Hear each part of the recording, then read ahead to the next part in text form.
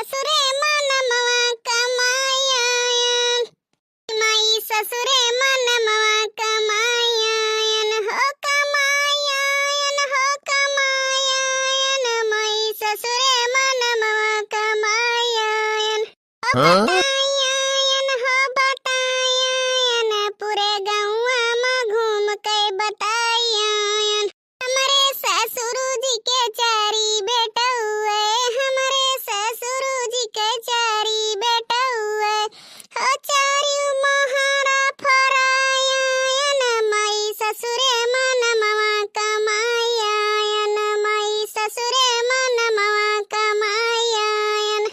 जाती दुल्हन तनी भर पास्ता बनाए लौती तो इतना गर्मी है, हम सोचा इनकार हो जाए थे कि हमारे बनवही के नहीं आवत है।